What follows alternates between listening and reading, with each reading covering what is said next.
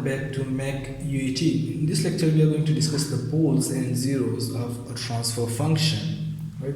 So we already know from previous lectures that our output, which should be the frequency domain, is equal to the input multiplied by the transfer function. So whatever the transfer function may be, we define the poles and zeros for each transfer function. Now what are poles and zeros of that transfer function? Let's move to that. For example, we are having a transfer function like s minus 1 divided by s minus 2 into s plus 1. Right? Let's suppose this is our transfer function for any system that defines an output in the frequency domain, and then we are having an input and then transfer function. Now let's say the transfer function is this.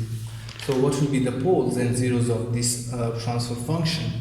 Okay, so for that we need to find out the roots of the denominator as well as the denominator, right?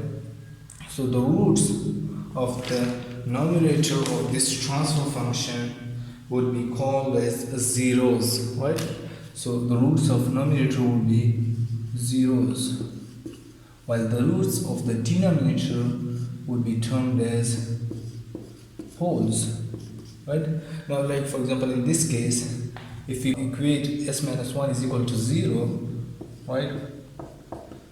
If we equate it to 0, then the root of s minus 1 would be plus 1, right?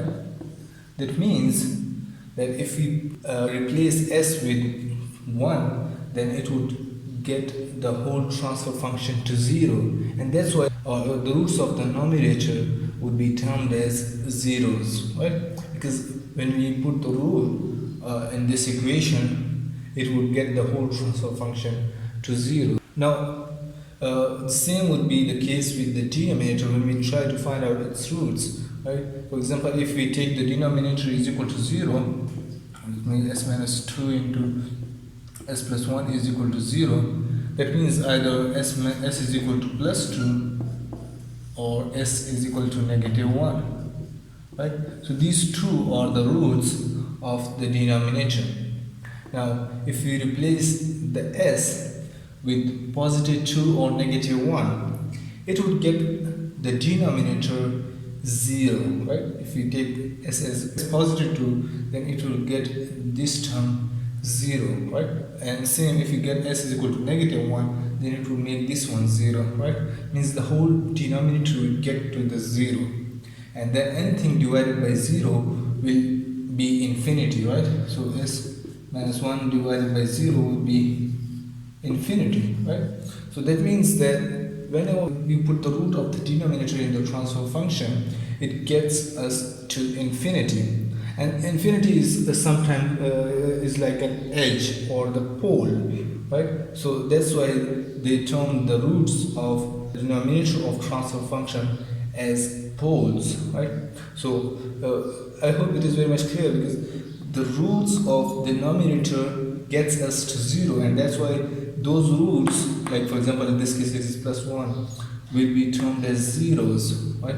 And the roots of the denominator gets us to infinity, and that's why those roots are termed as the poles of that transfer function. In this case, the s is equal to 2 and s is equal to negative 1. These two roots will be the poles of this transfer function. And that was pretty much simple. And I try to explain why do we call it zeros and poles, and what they are and how do we find it. If you liked my video, please hit that thumbs up. If you haven't subscribed yet, please do subscribe. Would really appreciate the support. Wishing you the best of luck.